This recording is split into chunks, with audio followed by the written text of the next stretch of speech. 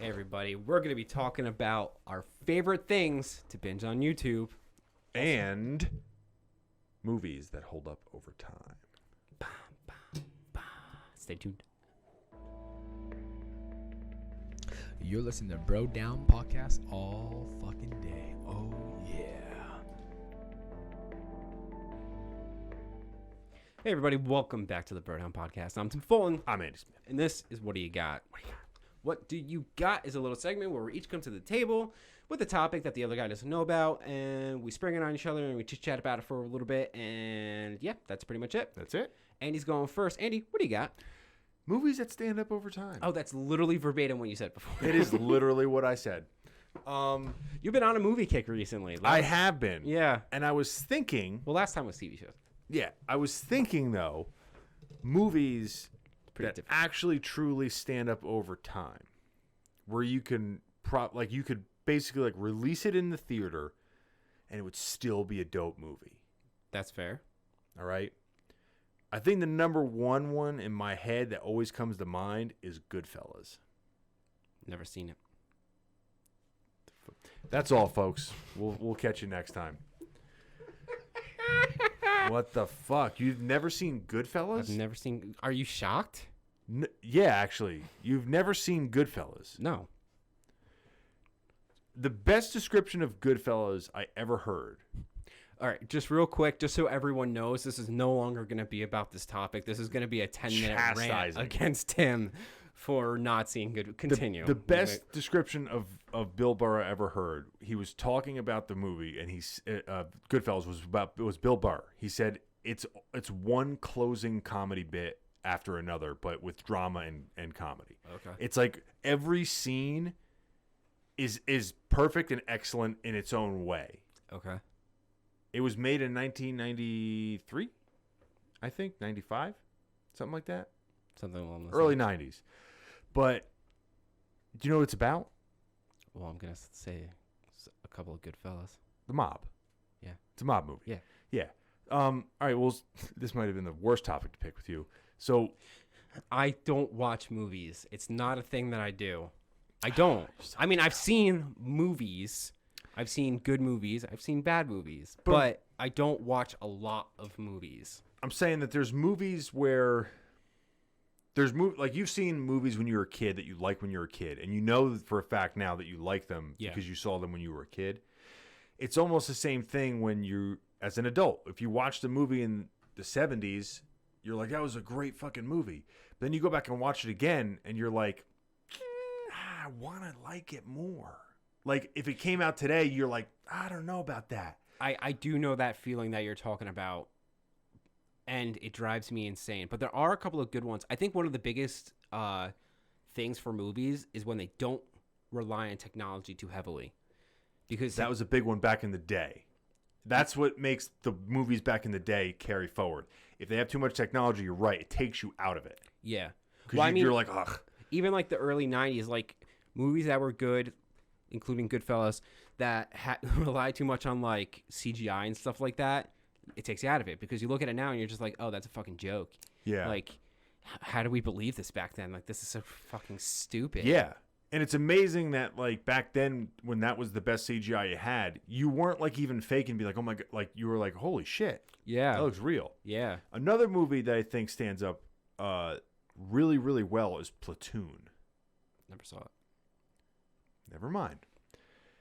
Give me anything in this fucking podcast. I swear to God. Fantasy movie that stands out, which is one of the first major money-making movies that they made that was a comic book movie, was Blade. I think I saw that. Wesley Snipes plays Blade. I don't think I saw that all the way through, but I have seen pieces. The first movie, there's some CGI in it that holds up really well considering it's from the 90s, I think. But that movie was a solid movie. Yeah. I'm just trying to think of more movies. You know any movies that hold up spectacularly over time? I'm going to have trouble mentioning movies because I don't know if I'm going to say them for nostalgic reasons or if I'm going to say you tell me and we'll have a discussion. The Goonies. That is in my opinion, a timeless classic. Yes. specifically for kids. Like, yeah. I feel like it's one of those movies that you can't just sit down as an adult and watch, because like you're gonna be like, oh, this is a little unrealistic. But if you're a kid and you watch it, it gives you that sense of wonder, no matter what, because you watch it and you're just like, oh my god, there's fucking adventure and like all this cool shit going on. So then when you're adult and you go back to watch it again, it brings that back. So it can be nostalgic no matter what. But I also think that you didn't need to be a kid to watch that when it came out. Yeah. That's fair. You didn't need to be. It helped. It helped. But the movies that almost no movies with like a lot of CGI hold up, only because it takes you out of it. One movie that holds up again fantastically, even though it had makeup and stuff like that in it, was Alien. Now there's a couple scenes where they show computers and you're like, that's not a computer now. Like, that's not one. But the way that they shot that horror movie was, you would think, like, it was made in, I think, 1979. And when you watch it, you could pass it off as being like, was that made in the 90s? Like, it's that good. Yeah. So maybe we should talk about movies that didn't hold up over time, since you probably know have seen more of those. Since you didn't see Goodfellas, you don't watch good movies. I don't watch bad movies either. I don't watch movies. This is my thing. I can watch a TV show on repeat endlessly, but I will never be the person who says, you want to sit down and watch a movie? Or if I like sit down and turn on Netflix, it won't be a movie. It just won't be a movie. Do you know? It like pains me. Go ahead. It just feels like such a commitment, and I know it's not, and I know it doesn't make any sense, but I feel like I have to sit down. I'm so glad you said that. And watch something for an hour and a half to 2 hours when it's not true. I will literally turn on Family Guy for the same amount of time and like occasionally turn my head. I don't know why I feel like it's such a commitment, but I do, and so I just won't watch it. I just won't do it. I'm glad that you said that, because I was thinking about this the other day. The amount of people that I know that can sit down and watch a movie, watch the fucking movie, is getting fewer and fewer. But that's what I like to do. If I watch a movie, I have to watch the movie. Shows are different.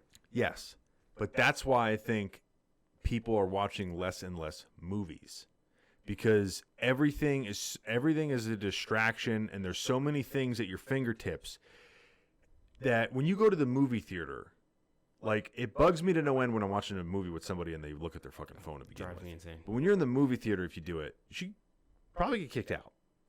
Just saying. They should have bouncers, big fuckers, at the door that just escort you out the second time you look at your phone. So, but I think what it is, in all the people that I know that can sit down and watch a movie and rewatch it when they're by themselves as well, they all, off the top of my head, have the same quality where they obsess over things. Like, they're the type of person where if they get into something, they're on point. They're on point. But most people aren't like that. I don't think a lot of people are like that. Okay. You know what I mean? Like, I'm not saying you have to have that trait. I'm just saying that with all the distractions nowadays, you almost have to have a hyper focus to just sit there and watch. It's like a kid at an amusement park.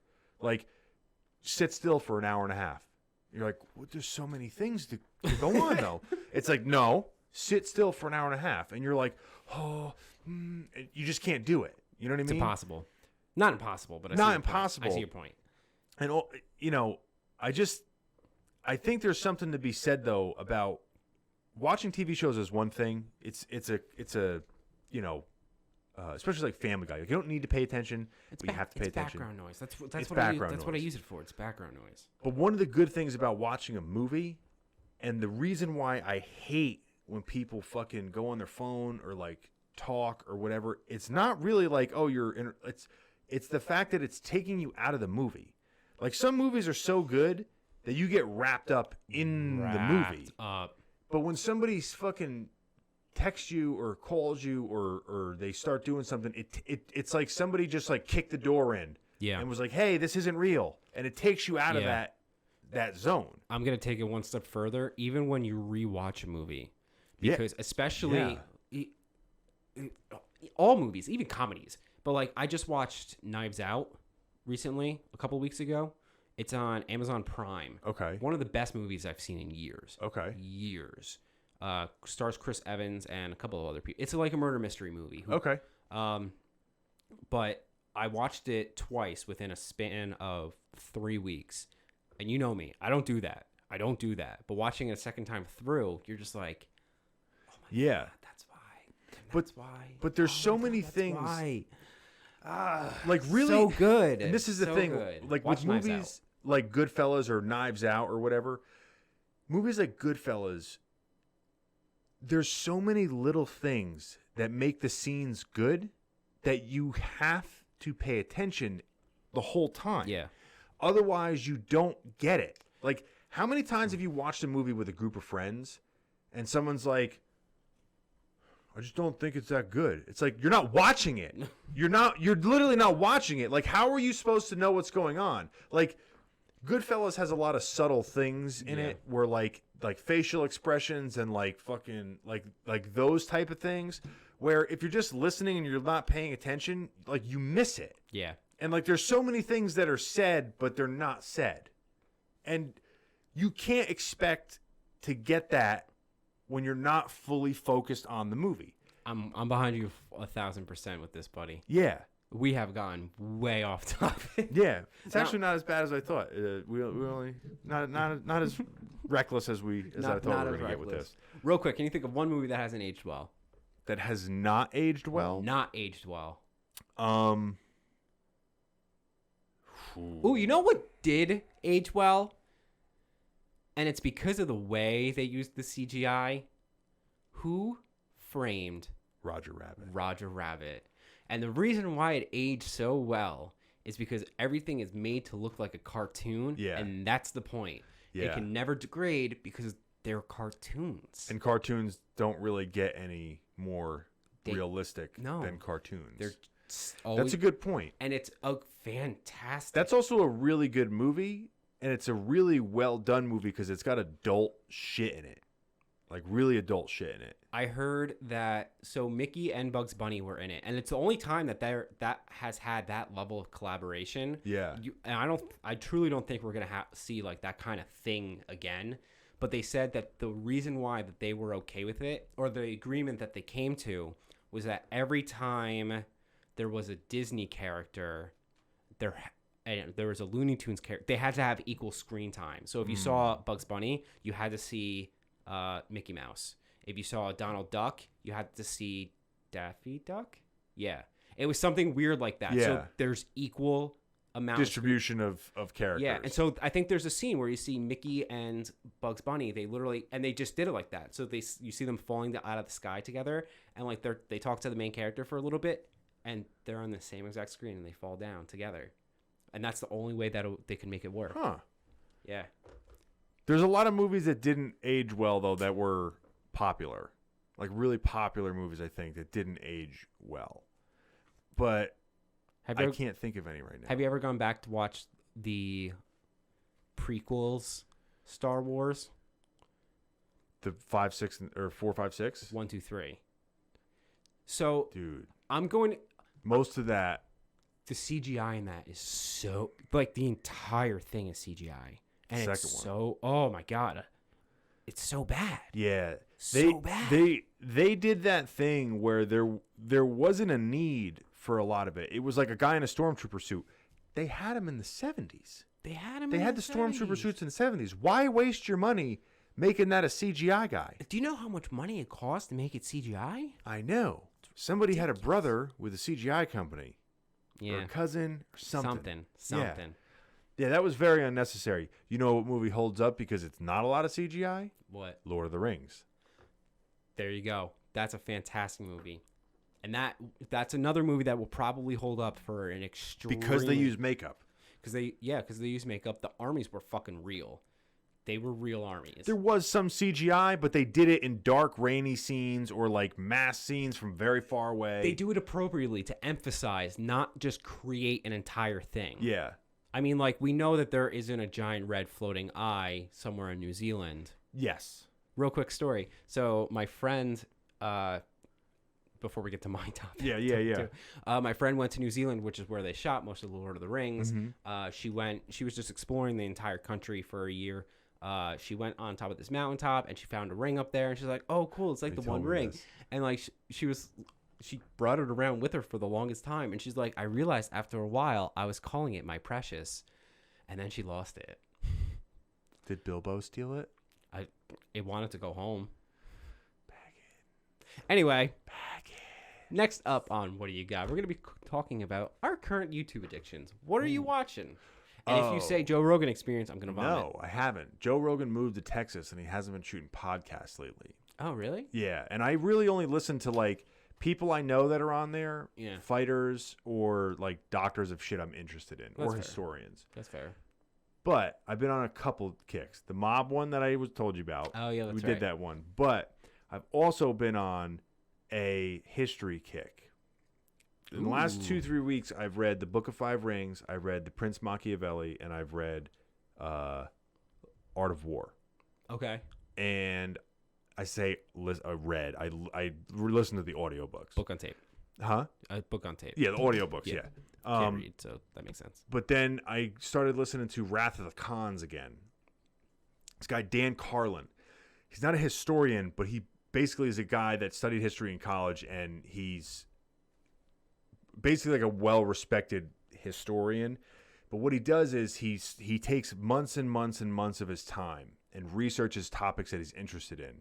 And then he makes like a 6-part podcast that are an hour and a half a piece on one subject. Whoa. And the one that I've listened to, I think once or twice already, is about Genghis Khan and the shit that guy did. And it's a 6-hour podcast altogether. But there's some crazy, like, again, this is a long time ago and the accounts are kind of, whatever. But the accounts that they have from the time are so insane. Like, you have to listen to it. All right, now I'm kind of intrigued. Like, I think I told you there was one account of I believe it was a Chinese general. They were marching their army, and his account was written down, I guess, in his journal or whatever. He said they were approaching a snow-covered mountain, like a hill. And as they got there, they realized it was a pile of bones, of human bones. I vaguely remember hearing this story before. Yeah, and they said as they approached it, all the land that they were walking on, the road, became saturated with oil from all the bodies that were decomposing. It had flooded all the land around it, so much so that they were marshed down. And they said that people were like getting sick and dying from the stench and all the fucking corruption that was going on there. And then another crazy thing was that he killed like 10% of the world's population. Yeah. But he also repopulated it. Yeah. But the other weird thing with that guy was that he would do things within his little, like his rule was basically only based on what can you give me? Like there's an account where some guy like shot his horse in the middle of a battle. At the end of the battle, they took prisoners, and he said, who shot my horse? And this guy raised his hand, and he's like, I'm making you a general. Oh. And the guy's like, what? He's like, betray me and you're going to die. So he did shit like that where like failure was not tolerated, but if you're good at your job, you're going to get rewarded. So like the one thing, I'm just going to go like a couple little quick things just to get you interested. So if you were part of a squadron of like 10 guys and one of you ran away, a whole squad gets put to death. Oh. So he really instilled this like fear.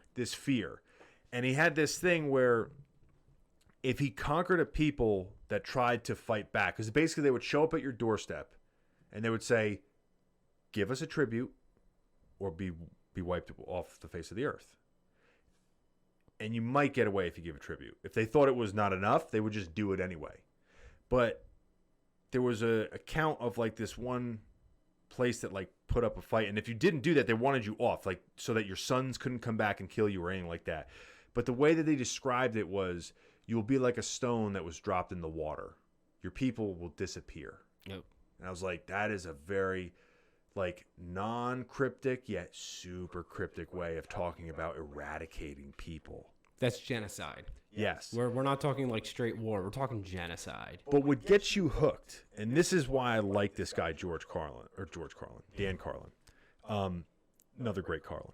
But in the beginning of the first 25 minutes, what he does is he sets this whole thing up by saying, if you want to write a book that nobody else has written before, write a book about all the things that were positive that came out of Nazi Germany. All the things that we have today that would not have existed because of Nazi Germany. And he's like, you're going to get a lot of people that hate you for it and all this stuff. He's like, but there are undeniable things that come from horrific things.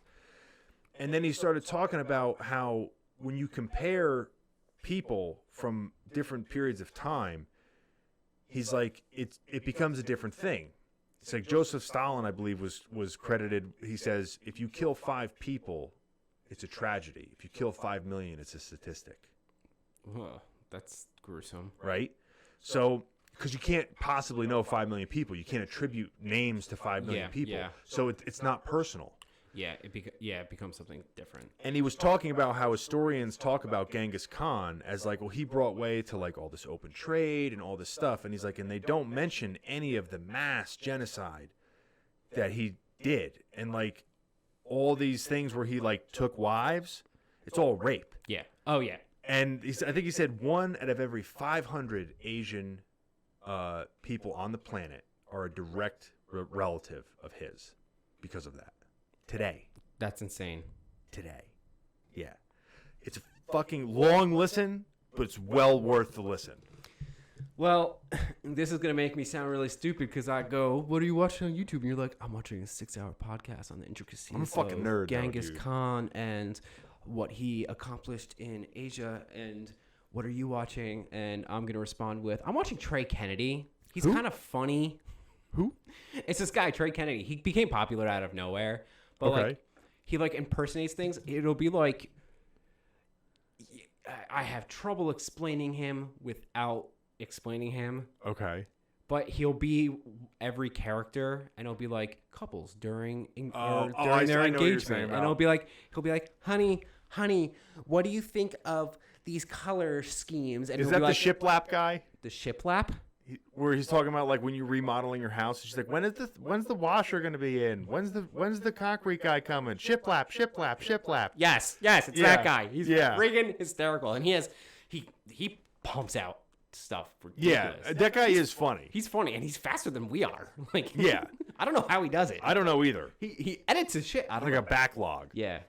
When I go down YouTube rabbit holes like that, I can't like. I'll go down YouTube rabbit holes more so with like funny or like interesting stuff. But if like for those big YouTube rabbit holes, it's shit that I can listen to while I'm doing other things. Yeah. So I can multitask.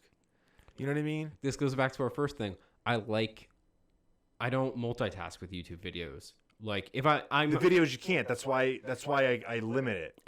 Exactly. Like I don't really listen to podcasts on YouTube or anything like that. You should though. You guys should. Yeah. But like it's like TV or like movies. Like when I sit down to watch it, I sit down to watch it. Yeah.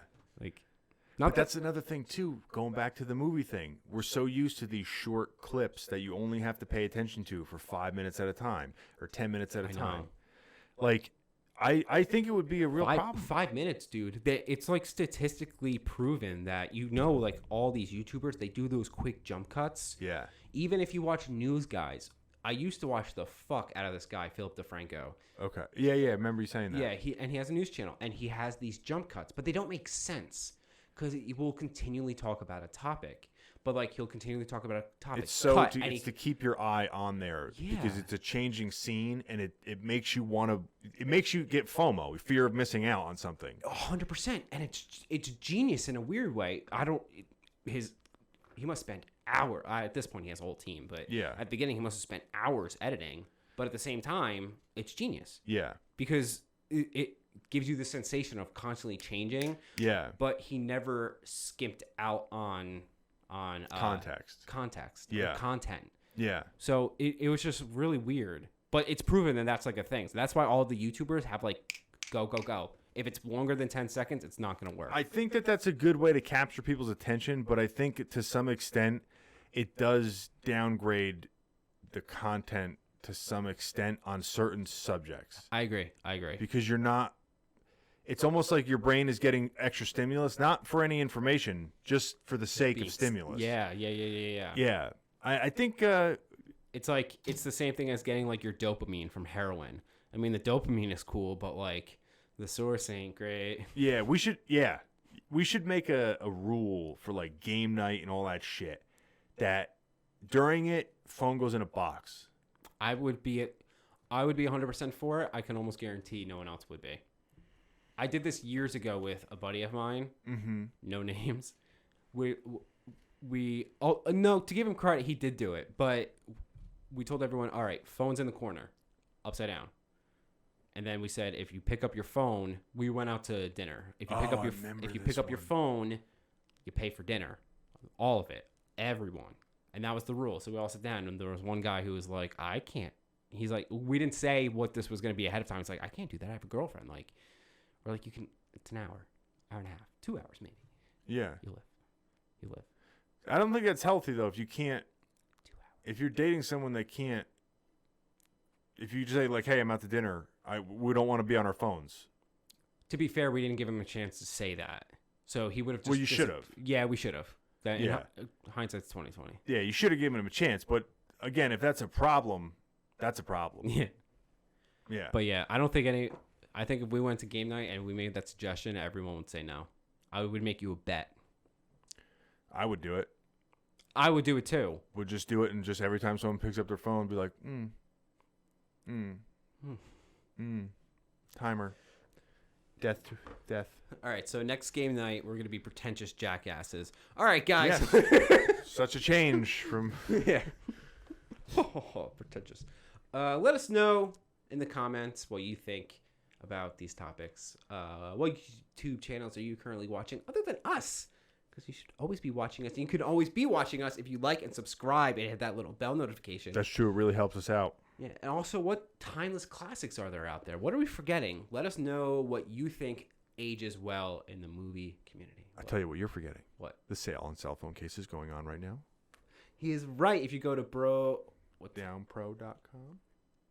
the sale's going to be over by the time this airs. But if you go to brodownpro.com, we are constantly updating sales and whatnot. So go check out. There'll be something online for sale. Trust us. We move merch. We move merch. Get it while it's still in stock. Catch you guys next time. You're listening to Bro Down Podcast all